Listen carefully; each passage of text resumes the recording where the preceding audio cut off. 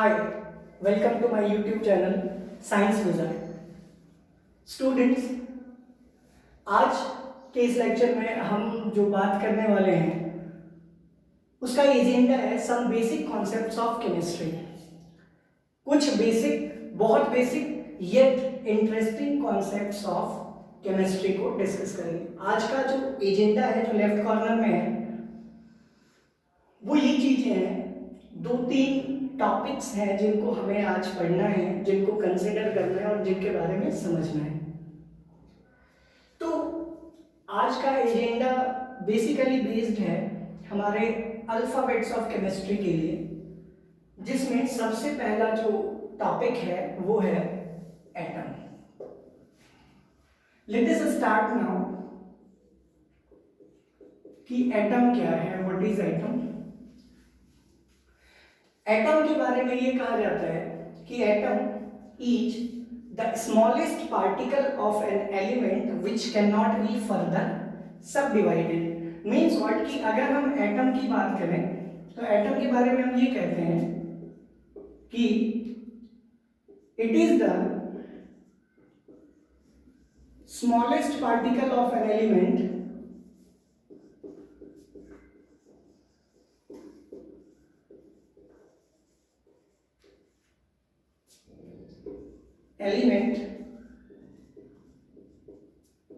which cannot be further subdivided, which cannot be further subdivided.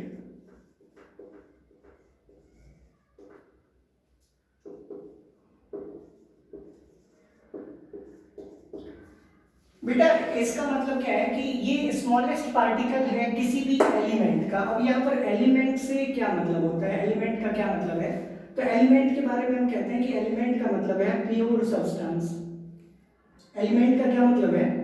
Pure substance. Pure substance वो होता है जिसको आप अगर छोटे पार्ट में ब्रेक करोगे ना तो भी वो उसी की प्रॉपर्टी को दिखाएगा। जैसे अगर हम इसकी बात करें तो ये एक प्लास्टिक है, अगर इसका सबसे छोटा पार्ट भी अगर हम तोड़ कर निकालेंगे ना तो वो भी प्लास्टिक ही रहेगा, वो कभी वुड नहीं हो जाएगा। समझ में आ रही है बात? तो ये basically pure substance impure substance से कैसे डिफरेंट है। प्योर सब्सटेंस जो है वो इम्प्योर सब्सटेंस से डिफरेंट कैसे है, या हम उसको एटम क्यों नहीं कहते, या इम्प्योर सब्सटेंस जो है उसको हम प्योर सब्सटेंस क्यों नहीं कहते? क्योंकि प्योर सब्सटेंस में जैसे ये प्लास्टिक है तो ये हमेशा प्लास्टिक रहेगा। अब इम्प्योर सब्सटेंस क्या होता है? तो हम कहेंगे क्या कि अगर हमने किसी मिक्सचर को लिया, जैसे कि सैंड एंड मड का मिक्सचर हमने लिया, तो उसमें से हम सैंड को हटा सकते हैं, मड को हटा सकते हैं, वो सेपरेटली तो प्योर सब्सटेंस है, लेकिन कॉम्बिनेशन की जब हम बात करेंगे तो वो प्योर सब्सटेंस नहीं है। तो जब हम एलिमेंट की बात करेंगे तो एलिमेंट एक प्योर सब्सटेंस है, और प्योर सब्सटेंस का सबसे छोटा पार्ट क्या है? एटम। एटम के बारे में यह भी कहा जाता है कि ये ग्रीक वर्ड है। कौन सा वर्ड है? ग्रीक वर्ड, जिसका इंग्लिश लिटरेरी मतलब क्या होता है? अनकट। तो यहां से भी मैं आपसे बता रहा था कि इसको हम पार्टिकल्स को बांट नहीं सकते, काट नहीं सकते, और यहां भी इसका मतलब क्या है? अनकट, जिसको काटा नहीं जा सकता है। अब दूसरी बात ये भी है बेटा कि एटम को हम समझे कैसे, कि एटम क्या होता है और कैसे होता है।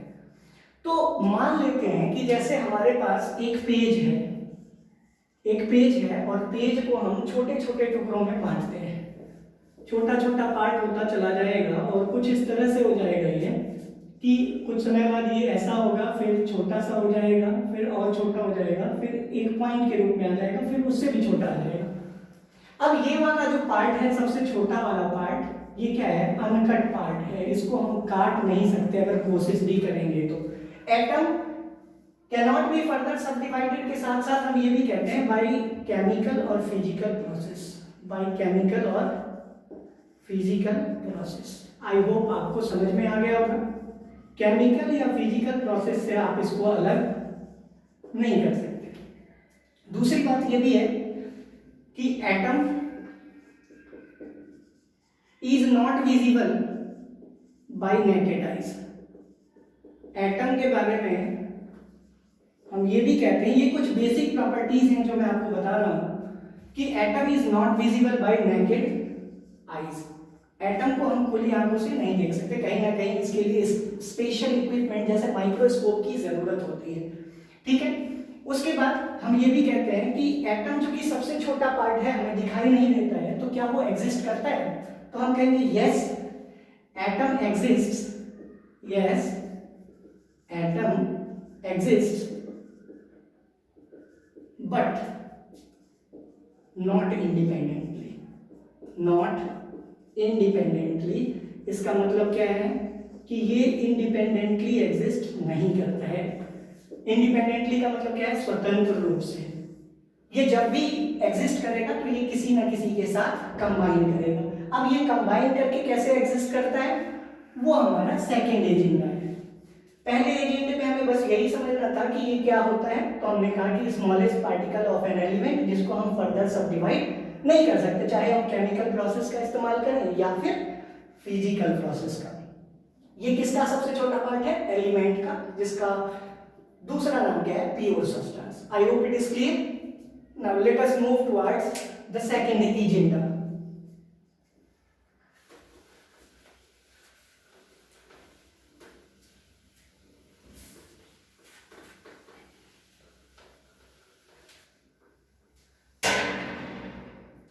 सेकंड एजेंडा हमारा क्या है? अब हम एजेंडा को रिमूव करते हैं, देखते हैं one by one second agenda. हमारा सेकंड एजेंडा है मॉलिक्यूल। मॉलिक्यूल क्या है? तो हम कहेंगे क्या कि व्हेन टू और मोर atoms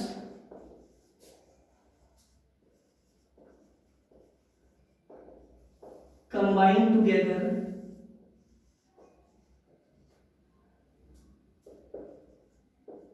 they are called या they form molecule। बहुत सिंपल है, जब दो या दो से अधिक एटम आपस में कंबाइन करते हैं। अब एटम के बारे में मैंने कहा था कि वो डिवाइड नहीं होंगे, लेकिन दो एटम को अगर आप जोड़ोगे तो कहीं ना कहीं कटना स्टार्ट हो जाएगा वो वहां से, तभी तो दो पार्ट में फिर से बढ़ जाएगा। इसीलिए दो एटम अगर कंबाइन करेंगे, यहां हम क्या लिखेंगे? एटम प्लस में एटम। तो जब दो एटम कम से कम कंबाइन करेगा तो रिजल्टेंट क्या आएगा बेटा? मॉलिक्यूल। आई होप क्लियर है। अब यहाँ पर जो ये मॉलिक्यूल आपको दिखा है, यहाँ एक बात बहुत ध्यान से जानने योग्य है कि इस डेफिनेशन में मैंने लिखा है कि व्हेन टू और मोर एटम्स, लेकिन एटम से पहले एक वर्ड मैं यूज करना चाहता हूं जिसका मतलब क्या है? एक जैसे एटम। कभी भी मॉलिक्यूल के केस में ये बात हमेशा ध्यान रखना है कि सिमिलर एटम्स कंबाइन करेंगे, कभी डिफरेंट एटम्स को हम कंबाइन नहीं कराते। जैसे एटम प्लस एटम, अगर हम मॉलिक्यूल की बात कर रहे हैं तो यहां पर हम क्या कहेंगे? कोई भी एटम ले लो, जैसे ऑक्सीजन प्लस में ऑक्सीजन क्या फॉर्म करेगा? O2। या कहेंगे atom plus atom molecule. I hope clear. इसी तरह H प्लस में H क्या फॉर्म कर रहे हैं? H2। ये भी क्या है? Atom plus atom is equal two molecule. I hope it is clear. यहां पे देखिए, ये एटम है, ये एटम है, और ये क्या है? मॉलिक्यूल। क्लियर हो गया। अब दूसरी बात ये भी है कि क्या इसके अलावा कोई और डेफिनेशन है, मतलब कोई और एग्जांपल है इसका? ये तो एग्जांपल नंबर 1 हो गया, ये एग्जांपल नंबर 2। यहाँ पर हाइड्रोजन प्लस हाइड्रोजन की अगर मैं बात कर रहा हूं तो ये H2 फॉर्म कर रहा है, जिसको हम हाइड्रोजन मॉलिक्यूल कहते हैं। क्या कहते हैं बेटा? हाइड्रोजन मॉलिक्यूल कहते हैं। इसी तरह यहाँ पर ऑक्सीजन प्लस ऑक्सीजन, ये क्या है? Oxygen molecule.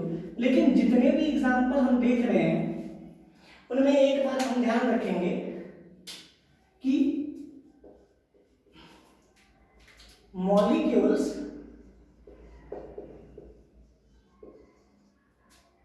have same property as of combining atom, same property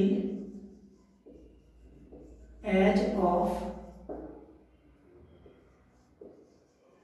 combining atom, जो एटम इसके साथ कंबाइन करेगा, जैसे यहाँ पर ऑक्सीजन है, यहाँ पर ऑक्सीजन है, इन दोनों को फॉर्म करके ऑक्सीजन ही बना ना, तो ये दोनों सिमिलर हैं, इसकी भी प्रॉपर्टी क्या होगी, सिमिलर होगी। तो कंबाइनिंग एटम जैसी ही प्रॉपर्टी कौन दिखाता है, मॉलिक्यूल दिखाता है। आई होप क्लियर है। यहाँ तक जो आपने पढ़ा वो दो मॉलिक्यूल्स, दो एटम से मॉलिक्यूल फॉर्मेशन था।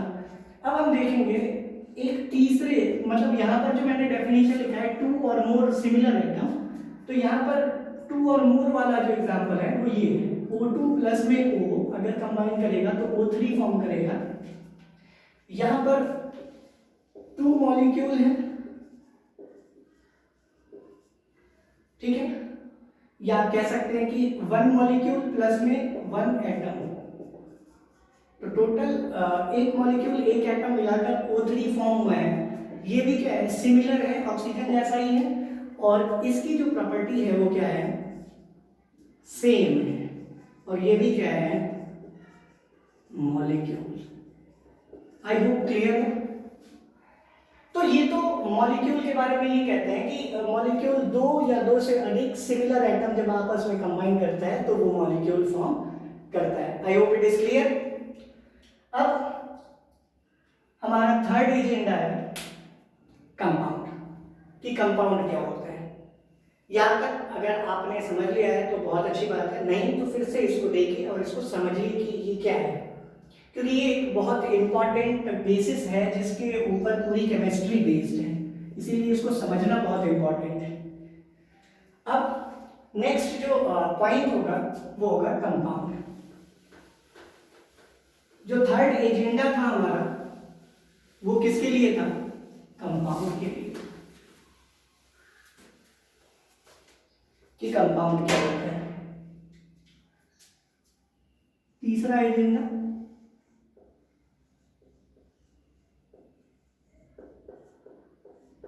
कंपाउंड क्या है। कंपाउंड के बारे में कहते हैं व्हेन टू और मोर मॉलिक्यूल्स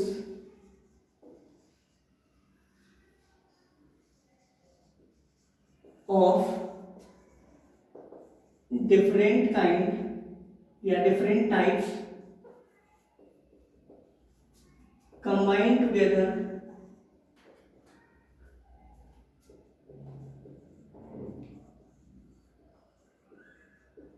they form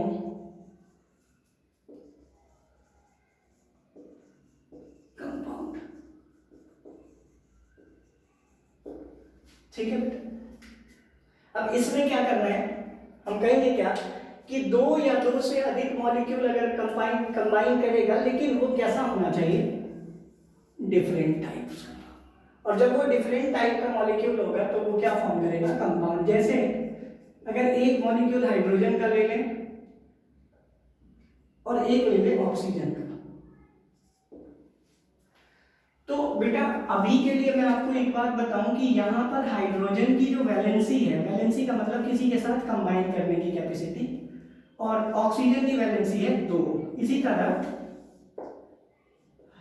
हाइड्रोजन का जो एटॉमिक मास है 1.008 है, और ऑक्सीजन का जो है वो है 15.99, इज इक्वल टू, इसको हम 16.00 लेते हैं। अब यहाँ पर ध्यान रखने वाली बात है, टू और more than two molecules of different kind combine together, तो यहाँ पर एक और बात ध्यान रखना है कि they form compound, but combination requires fix ratio. Combination of molecules should be in fix ratio. हमेशा ध्यान रखना है कि ये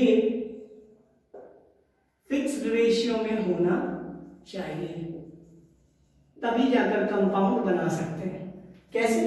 अब जब हम H2 और O2 की बात करते हैं तो यहां पर देखिए बेटा, मैंने आपको अभी बताया था कि H का जो वैलेंसी है वो 2 है, प्लस में ऑक्सीजन 2 और इंटू 2 कितना हो गया, इसकी वैलेंसी हो गई 2 और इसकी हो गई 4, तो ये इम्बैलेंस है। इसको बैलेंस करने के लिए यहाँ 2 से मल्टीप्लाई करते हैं। अब जो रिजल्टेंट हमारे पास आया 2H2O, यहां से यहां अगर मल्टीप्लाई होगा ये इस तरह से, तो यहाँ से यहाँ 2O हो गया, ठीक है, और यहाँ 4 हाइड्रोजन, तो 4 हाइड्रोजन यहाँ पे। अब अगर हम देखें कि इसका सबसे छोटा, ये तो 2 मोल हो गया, 2 यूनिट हो गया, एक यूनिट की अगर बात करें H(O), ठीक है बेटा। H का एटॉमिक मास 1, H का एटॉमिक मास 1, ऑक्सीजन का कितना 16। अब यहां पर कितने हाइड्रोजन जुड़े हैं 2, कितने के रेशियो में 2:16। इसको जब हम कट करेंगे तो 1:8। I hope clear. हमेशा जब भी हम बात करेंगे तो यहां ये क्या था, मॉलिक्यूल प्लस में मॉलिक्यूल क्या बना रहे हैं, कंपाउंड। अब देखो यहां पर जो ये कंपाउंड बना रहे हैं 2H2O, तो यहां पर एक बात देखने वाली है, वो ये कि इसको भी अगर हम इस रेशियो में लाने की कोशिश करेंगे, जैसे 2H2 और H2O2 अगर हम करते हैं तो भी 1:8 ही आएगा। क्यों, 2 जा 4, 16 2 जा 32। इसका एटॉमिक मास कितना है =16, और 2 है तो इंटू 2 =32। 4:32, 1:8, 4 1 जा 4, 4 8 जा 32, तो 1:8 का रेशियो।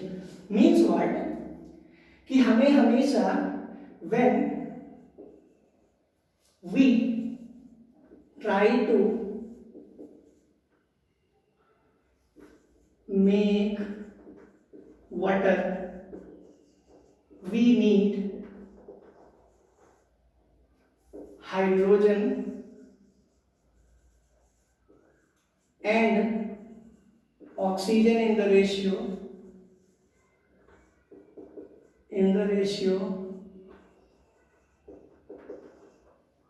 1:8 ऑलवेज।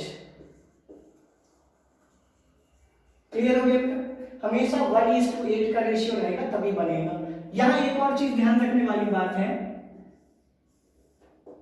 कि अगर हम मान लो जैसे C और O2 की बात करते हैं, C प्लस में O2 CO2 होता है, C होता है बेटा 12, ठीक है। C का एटॉमिक मास कितना होता है 12।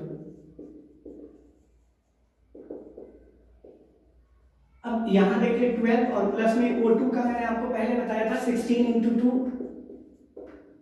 कितना हो जाएगा 12 प्लस 16 2 जा 32 44 U। टोटल मास हो गया। अब C(O) की अगर हम बात करेंगे तो ये कितना हो जाएगा 12:32,